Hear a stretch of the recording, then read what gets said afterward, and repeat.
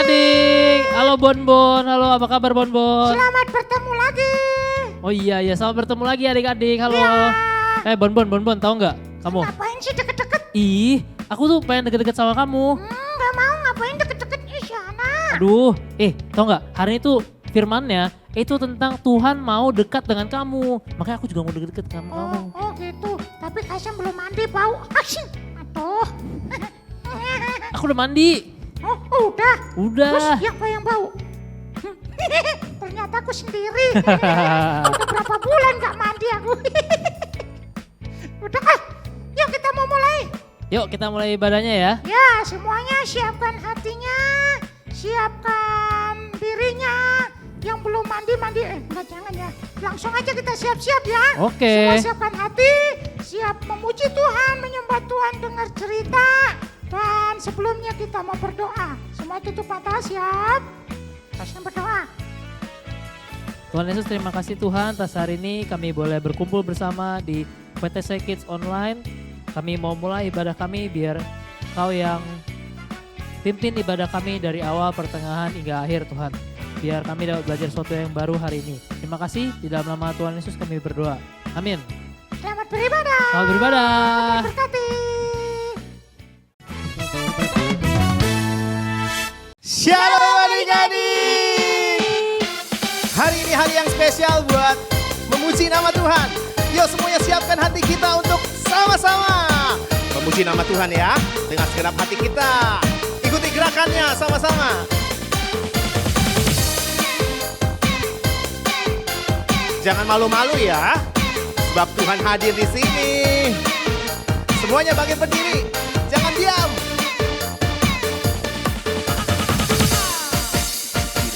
Allah ada di dalamku, kan menari seperti daun. Karena Tuhan Bila roh Allah ada di dalamku, ku kan menari seperti daun. ya, muter ya sama-sama. Menari Ku kan menari, ku kan menari seperti daun menari.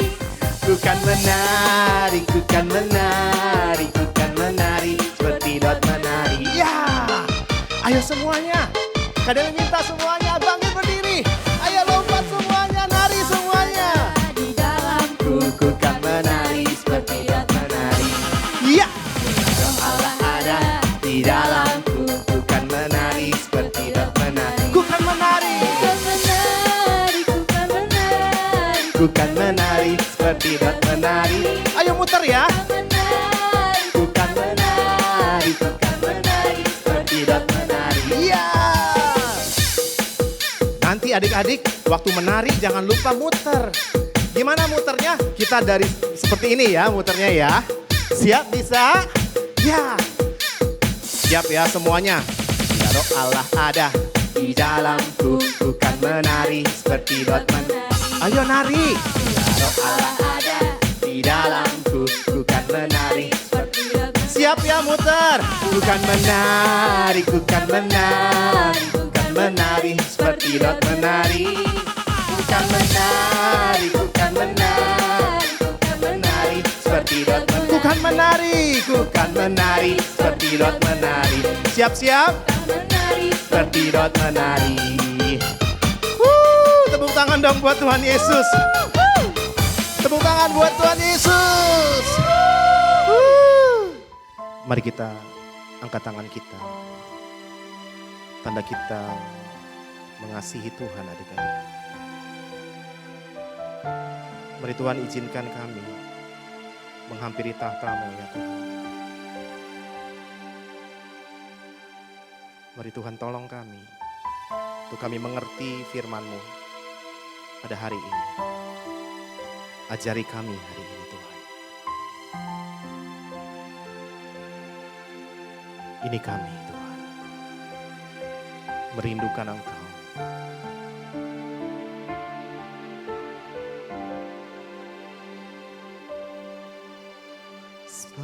Seperti rusa rindu sungaimu, jiwaku rindu Engkau. Kaulah Tuhan hasrat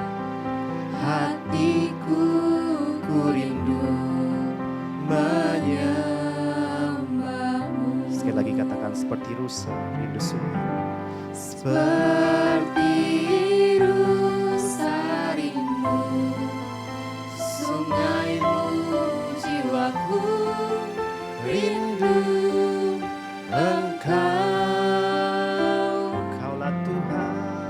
Kaulah Tuhan hasrat Kami rindu Engkau Tuhan. hatiku, ku rindu Kami rindu menyembah. menyembahmu. Engkau kekuatan kami Tuhan. Engkau kekuatan dan perisaiku. Kepadamu Rohku berserah. Kaulah Tuhan hasrat hatiku, ku rindu menyembahmu. panggil nama Yesus. Sama-sama adik-adik katakan. Panggil namanya Yesus.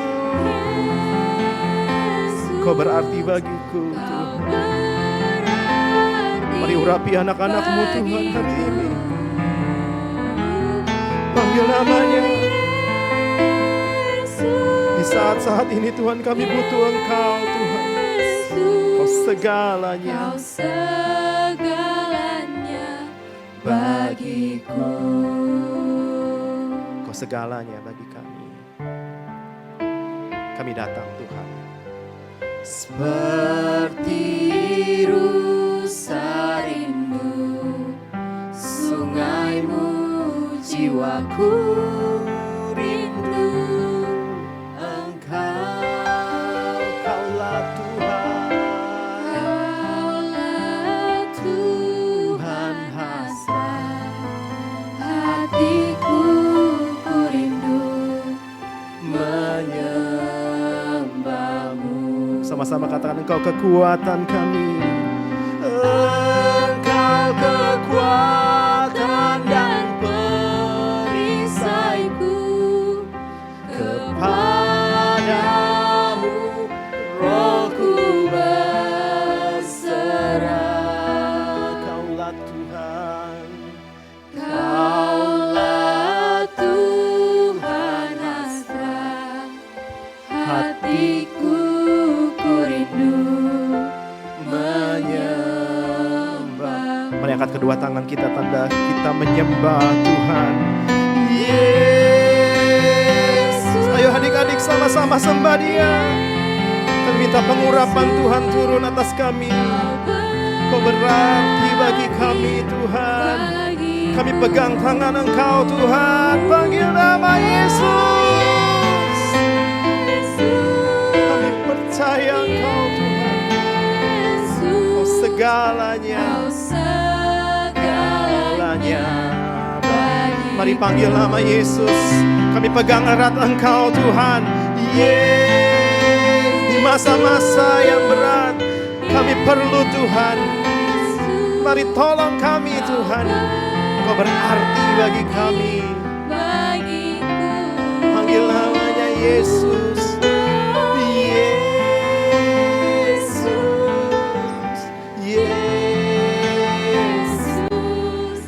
Kau segalanya bagiku. Yang mengasihi Tuhan, taruh tanganmu di dada. Pejamkan matamu. Tuhan baik bagi kami. Mari arahkan hatimu sama Tuhan. Sebelum firman ini disampaikan, kami buka hati kami untuk Tuhan. Kami izinkan hati kami Tuhan ditabur oleh firman. Tuhan, hari ini kami mau katakan Engkau segalanya bagi kami. Berfirmanlah di dalam nama Yesus. Yang percaya sama-sama katakan amin. Nah adik-adik kita udah belajar banyak hal ya dari minggu demi minggu ya. Hari ini Kasem punya pertanyaan buat kalian. Bagaimana sikap kalian terhadap Tuhan? Coba direnungkan dulu pertanyaan. Bagaimana sikap kalian sama Tuhan? banyak orang pikir ya, mereka tahu apa sih yang Tuhan mau dalam hidup mereka. Banyak orang pikir bahwa Tuhan tuh mau kayak gini nih.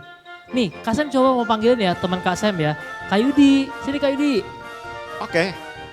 Halo Kak Yudi. Halo. Nah Kak Yudi tahu nggak apa yang Tuhan mau dalam hidup Kak Yudi? Ya, aku tahu yang Tuhan mau itu pasti melakukan 10 hukum Taurat. Jangan membunuh, jangan mencuri, jangan melakukan saksi dusta. Udah pasti itu. Terus berbuat baik sama orang lain, hormat sama orang tuamu.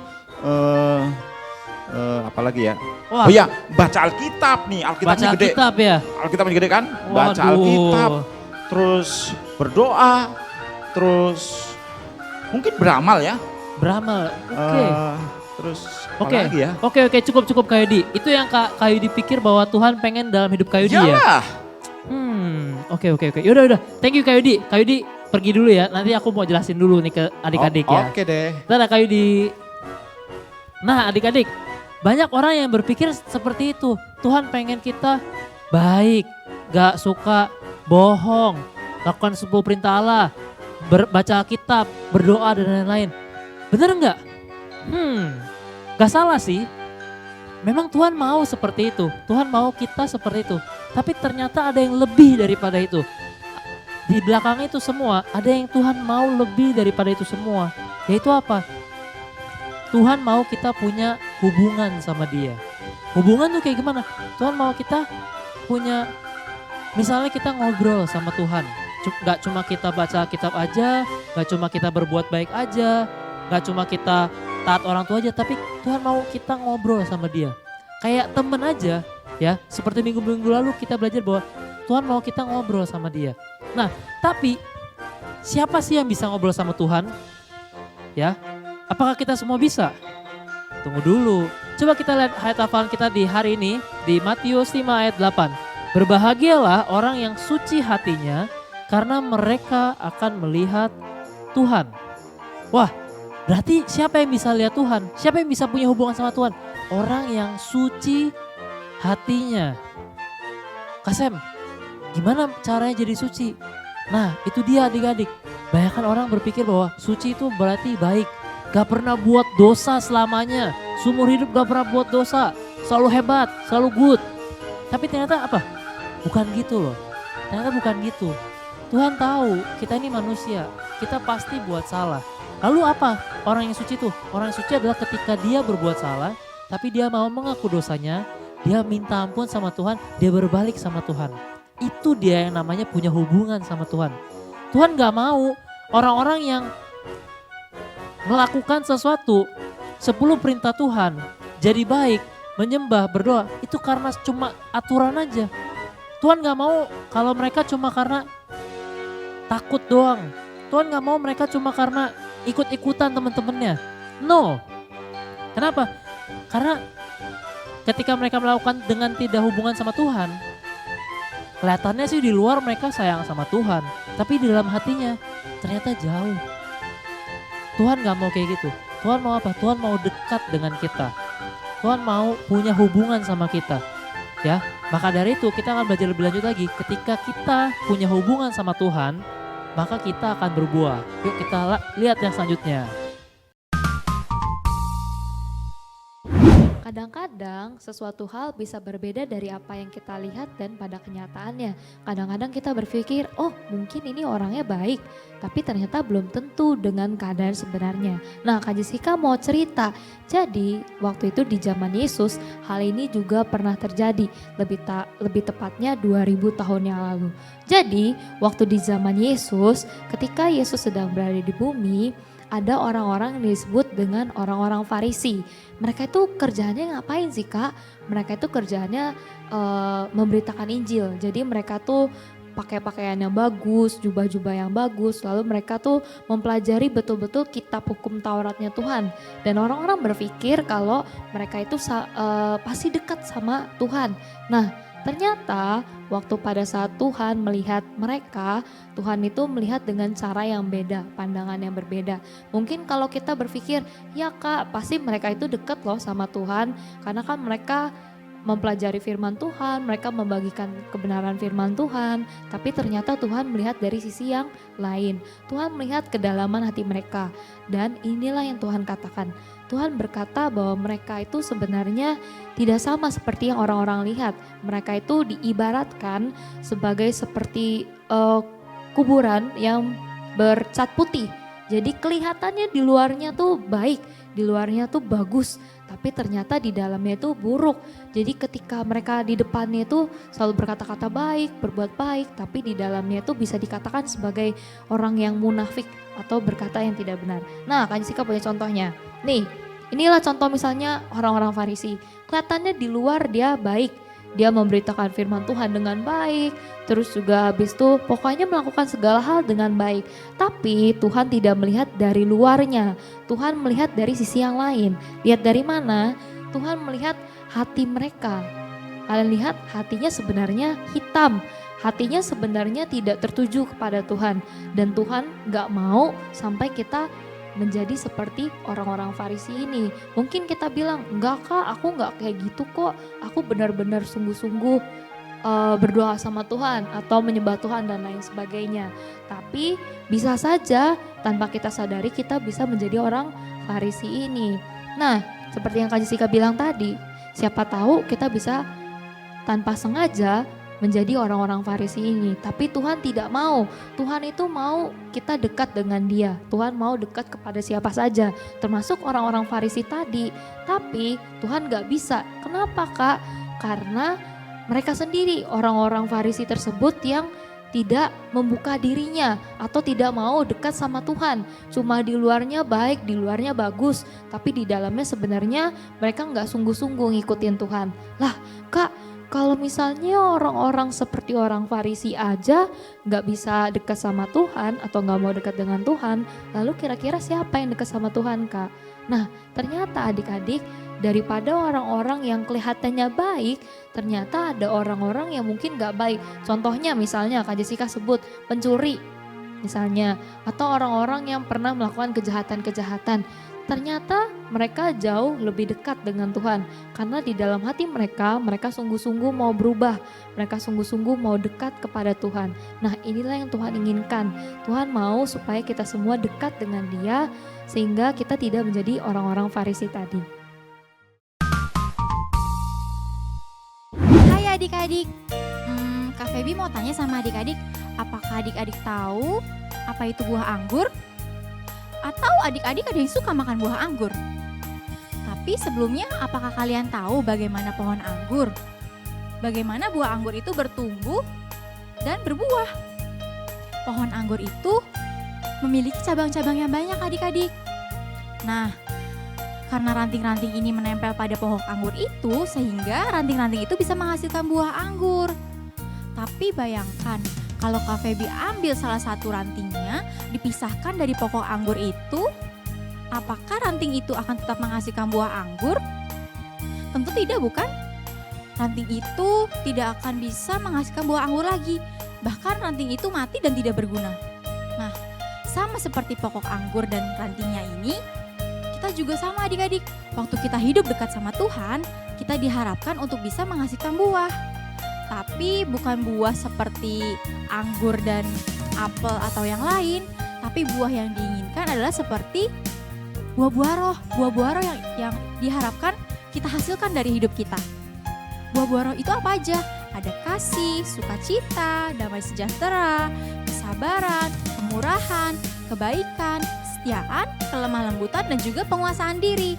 Nah, buah-buah ini yang ingin Tuhan hasilkan, yang ingin adik-adik hasilkan dalam hidup adik-adik. Dengan adik-adik hidup sama Tuhan, melalui perbuatan adik-adik, orang-orang bisa lihat bahwa hidup adik-adik itu dekat sama Tuhan. Orang banyak harus melihat melalui sukacita yang ada dalam hidup adik-adik, meskipun adik-adik dalam keadaan sedih atau keadaan sulit sekalipun, adik-adik tetap dekat sama Tuhan. Tapi masalahnya masih banyak orang di luar sana yang mengatakan bahwa mereka hidup untuk Tuhan, tapi mereka tidak berbuah. Alasannya yaitu karena mereka tidak dekat sama Tuhan. Karena dalam Alkitab dikatakan bahwa dalam Yohanes 15 ayat 4, Tuhan ingin kita hidup di dalam Dia dan Dia hidup dalam kita. Seperti pokok anggur, seperti ranting-rantingnya yang hidup melekat dengan pokok anggur sehingga menghasilkan buah, begitu juga pula dengan kita. Kalau kita hidup dekat sama Tuhan, kita menghasilkan buah. Kita tidak bisa menghasilkan buah sukacita atau bahkan damai sejahtera dengan kekuatan kita sendiri. Tapi kalau kita hidup dekat sama Tuhan, kita suka berbicara dengan Tuhan, menjalin hubungan dengan Tuhan, maka hidup kita lama-lama akan bertumbuh dan juga berbuah. Nah, karena itu Tuhan ingin menjadi dekat dengan adik-adik. Karena ketika adik-adik dekat dengan Tuhan, kalian akan berbuah. Malcolm dan Jerry, si kucing jalanan. Di jalan-jalan yang keras di kota New York City, hidup 2 ekor kucing bernama Jerry dan Malcolm. Mereka bukan sekedar bersaudara, tapi mereka berteman sangat baik satu dengan yang lain. Dan mereka selalu melakukan segala sesuatu bersama-sama. Ketika mereka remaja, mereka ingin sekali mulai merasakan kehidupan di jalanan. Dan mereka mulai berteman dengan geng sekelompok kucing liar di Jalan 29 yang sangat terkenal dengan pertempuran mereka, dengan taktik mereka yang kejam terhadap siapa saja yang melintasi di jalan itu. Geng ini memiliki uang, memiliki kekuasaan dan rasa hormat. Dan seperti itulah yang Jerry dan Malcolm inginkan. Suatu sore, ketika Jerry dan Malcolm meninggalkan rumah mereka untuk ke Jalan 29, mereka melihat sebuah truk pick up lama yang sangat mereka kenal. Ya, mereka melihat truk tua yang berkeliaran di sekitar lingkungan mereka sejak mereka kecil. Mereka ingat itu. Dan mereka melihat yang mengemudikan truk tua itu adalah Mr. G, yang sangat dikenal oleh semua kucing yang ada di daerah itu. Semua kucing mengenal Mr. G karena Mr. G mempunyai bisnis di lingkungan itu. Dan dia selalu mempekerjakan kucing-kucing dari jalanan-jalanan yang mau bekerja kepada Mr. G untuk menjalani kehidupan yang jauh lebih baik, kehidupan yang jujur, jauh dari kejahatan. Dan semua kucing tahu bahwa Mr. G benar-benar peduli kepada mereka. Dan sore itu, mata Mr. G tertuju kepada Jerry dan Malcolm. Mr. G keluar dari truk tuanya sambil menyapa Malcolm dan Jerry. "Hai nak, kalian berdua sedang tidak menuju ke Jalan 29 bukan? Karena aku pernah beberapa kali melihat kalian di sana." Oh ya? Apa urusannya? Kata Malcolm sambil membentak Mr. G. Apa yang kami lakukan di sana bukan urusanmu, Bapak Tua. Mr. G pun menjawab, "Ya, kamu mungkin benar. Aku sudah pernah melihat hal seperti ini. Kalian berteman dengan kucing-kucing itu dan bergabung dengan geng mereka. Lalu kalian mulai hidup di jalanan dan biasanya berakhir mati di jalan. Kalian menyia-nyiakan hidup kalian. Aku, Mr. G, menginginkan sesuatu yang lebih baik untuk kalian." Mr. G? Jadi apa yang Mr. G ingin kami lakukan? Kata Jerry. Datanglah ke tokoku besok pagi. Aku akan memberikan pekerjaan dan membuat kalian keluar dari masalah, kata Mr. G sambil memberikan kartu nama kecilnya ke tangan Jerry dan kembali ke truknya. Keesokan paginya, Jerry dan Malcolm bangun pagi-pagi sekali untuk datang kepada Mr. G untuk bekerja kepadanya. Dan pagi itu adik-adik, Mr. G begitu senang melihat Jerry dan Malcolm. Lalu berkata kepada Jerry dan Malcolm, hal pertama dan utama yang kalian harus lakukan, kalian perlu mandi, lalu pakailah seragam yang bersih ini. Dan ada beberapa aturan yang kalian harus ikuti, ya. Nah adik-adik, Jerry dan Malcolm pun melakukan seperti yang dikatakan Mr. G untuk dilakukan sambil mereka berkeliling di sekitar pabrik. Mereka sangat terkejut adik-adik waktu mereka mulai memandang sekeliling mereka. Wow, besar sekali gudang Mr. G. Dan mereka pun melihat begitu banyak kucing yang pernah mereka kenal yang juga bekerja untuk Mr. G. Tugas Malcolm di tempat Mr. G adalah membersihkan gang di belakang pabrik. Tugasnya membersihkan coret-coretan gambar grafiti yang dibuat oleh geng Jalan 29 yang memenuhi seluruh dinding. Malcolm mengambil kuas dan mulai menggosok dinding. Dan tiba-tiba dia melihat sesuatu yang sangat dia kenal, yaitu tulisan dari geng Jalan 29. Dan ini yang membuat dia mulai berpikir, wah, senang rasanya kalau bisa menjadi bagian dari geng. Ada uang, kekuasaan, dan kehormatan. Malcolm mulai memikirkan dan melamun. Dan tiba-tiba dia merasakan sesuatu di belakangnya. Ya, itu Carlos, pemimpin geng Jalan 29.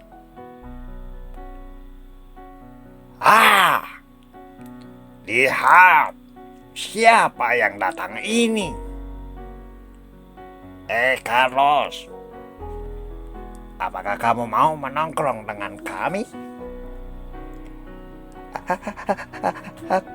Aku kesini hanya karena adikku Jerry yang mengajak aku ke sini.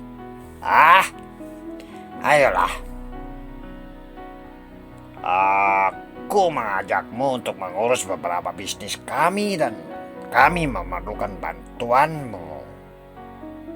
Lagi pula semua yang Mr. G pedulikan di sini hanyalah tentang aturan, dan aturan.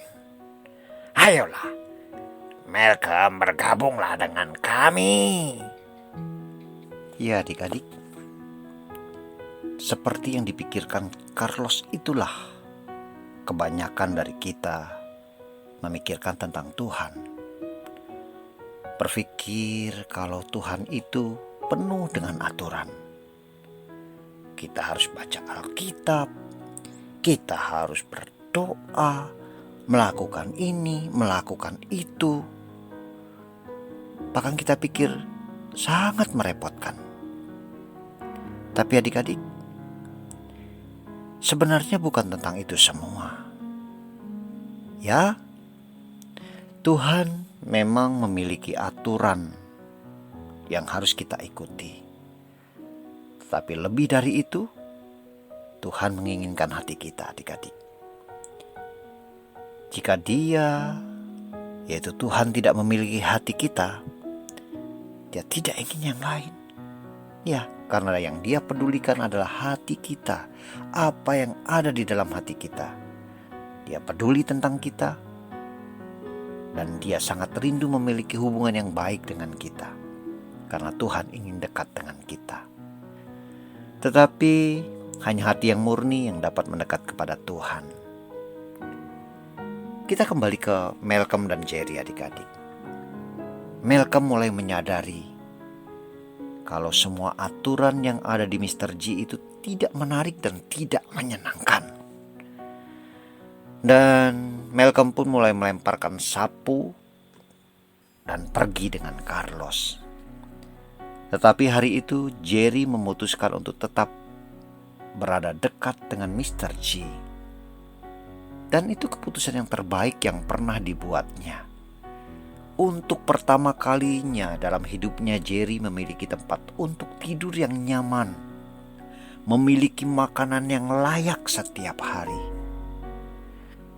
Ya, yang sebelumnya semua hal itu membuatnya khawatir, tetapi sekarang tidak lagi,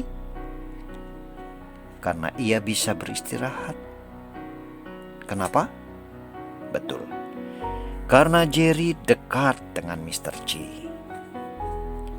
Adik-adik, Tuhan akan memberikan kita istirahat ketika kita dekat dengan Tuhan.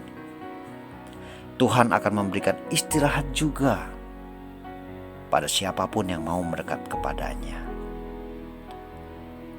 Kalau kita memiliki hal-hal yang membebani hati, rasa khawatir, lelah, merasa sepi, sendiri, ingat adik-adik, ada Tuhan yang akan memberikan istirahat buat kita karena Dia dekat dengan kita. Akhirnya adik-adik, Jerry bisa beristirahat, tetapi tidak dengan Malcolm. Selama 6 bulan lebih, sejak kepergian Malcolm, Jerry tidak pernah lagi mendengar kabar tentang Malcolm. Sampai suatu hari, ketika Mr. G dan Jerry hendak menutup pabrik dan menarik gerbang besi, tiba-tiba Malcolm muncul. "Jerry, kamu harus ikut dengan saya sekarang. Kamu ingat tidak? Kucing dari timur kota ini yang menyerang kita dulu, yang mematahkan tulang rusukmu beberapa bulan yang lalu. Nah, kami sedang mengejar mereka. Kami ingin membalas perbuatan mereka. Sekarang Jerry, kesempatanmu. Ayo Jerry." Lalu Jerry sesekali melihat Malcolm menoleh kepada Mr. G, melihat Malcolm lagi, melihat Mr. G lagi.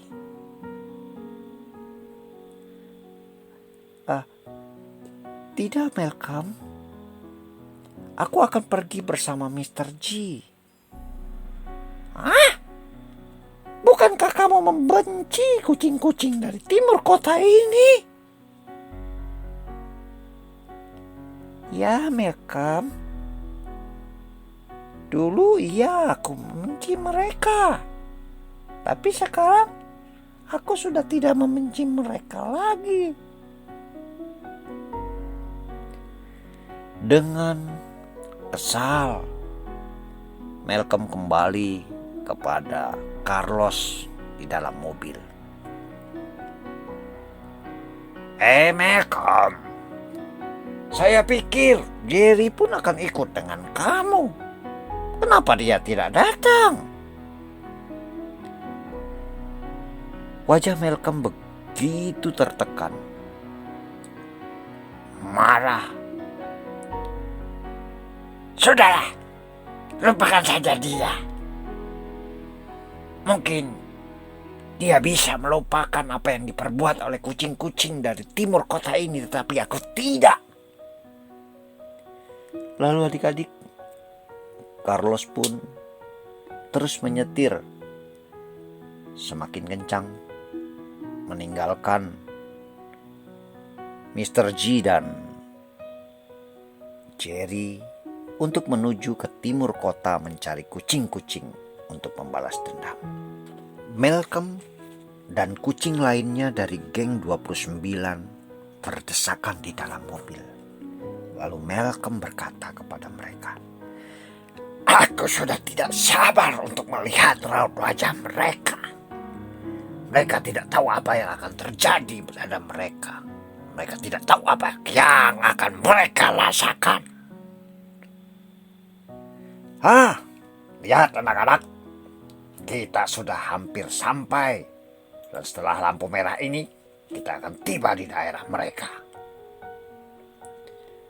Tetapi tiba-tiba tanpa peringatan mereka mendengar suatu suara yang keras dari luar. Ya, suara klakson yang begitu keras yang mereka dengar. Dan seketika itu juga di hadapan mereka ada sebuah truk besar yang sedang meluncur tanpa terkendali menerobos lampu merah menuju ke arah mereka. Klakson terus berbunyi. Tetapi adik-adik, semua kucing di dalam mobil itu terkejut, tidak bisa berbuat apa-apa. Dan benar saja adik-adik, terjadi tabrakan. Kekuatan truk besar menghantam mobil mereka, membanting mobil mereka sampai sekian jauh jarak dari lampu merah melalui persimpangan dan membuat mobil mereka terguling-guling beberapa kali dan hancur. Dan dalam waktu yang bersamaan juga adik-adik, Jerry dan Mr. G pun melewati persimpangan itu. Lalu Jerry berkata kepada Mr. G, "Mr. G, itu sepertinya mobil Carlos." Dengan wajah penuh kepanikan. "Oh, berarti Malcolm ada bersama dengan mereka." Dan secepat kilat itu pun Jerry segera keluar dari mobil dan berlari ke tempat kecelakaan. Sementara semua tenaga medis mulai menarik Malcolm dan membawa ke ambulans. "Malcolm! Malcolm! Malcolm!" teriak Jerry. Tetapi apa boleh buat, semua sudah terlambat. Malcolm pun mati sia-sia. Ya, tapi itulah pilihan Malcolm. Malcolm memilih untuk tidak dekat dengan Mr. G yang bisa memberikannya istirahat, yang bisa memelihara hidupnya. Begitu juga dengan Tuhan adik-adik. Dia rindu dekat denganmu. Tetapi ya terserah kamu. Kamu ingin menjadi dekat dengannya? Ada syaratnya. Hatimu harus murni. Hatimu harus murni. Dia tidak peduli masa lalumu. Dia tidak peduli kesalahan-kesalahanmu. Asal kau mau dekat kepadanya, berikan hatimu, kau pasti dekat dengannya. Dan Tuhan akan memelihara hidupmu. Hai teman-teman, nama saya Kristabel. Saya dari Kids Altar Kapingkan. Hari ini saya akan mengajak teman-teman untuk membuat anak ayam. Seperti ini ya teman-teman. Mari kita siapkan bahan-bahannya. Bahan-bahan yang kita perlukan adalah kertas HVS yang dibentuk oval, kertas origami yang dibentuk oval lebih kecil daripada kertas HVS, stik es krim, origami yang dibentuk seperti mata, origami yang dibentuk seperti segitiga, gunting, spidol, lem stick, dan lem ukur. Mari kita buat teman-teman. Pertama-tama ambil kertas HVS, lalu gambar zigzag seperti ini ya teman-teman. Lalu gunting.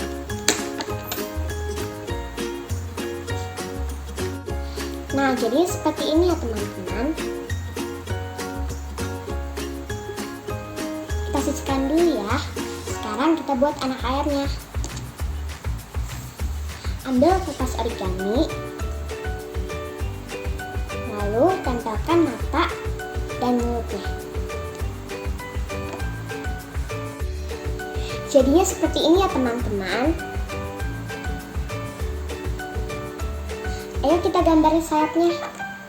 Pertama ambil spidol, lalu gambar.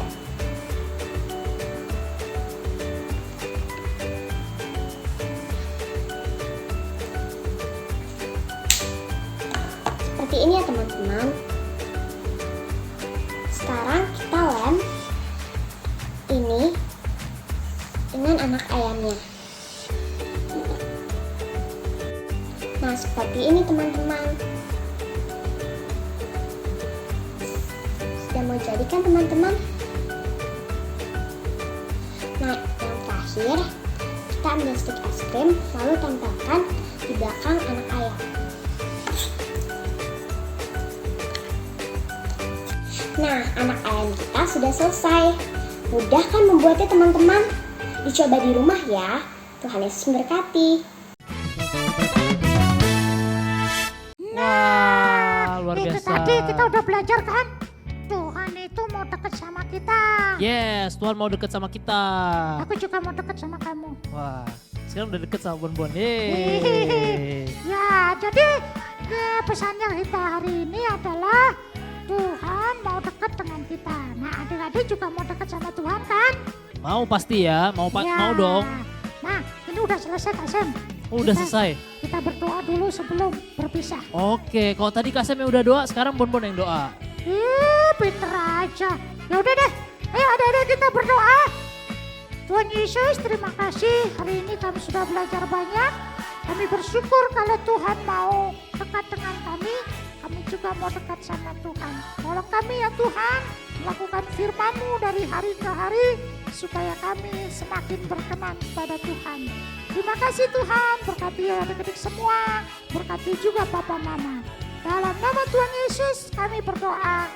Amin. Amin. Yeay. Sampai jumpa minggu depan. Sampai ketemu minggu depan. Tetap jaga kesehatan dan Tuhan memberkati. Tuhan berkati semua. Dadah. Bye.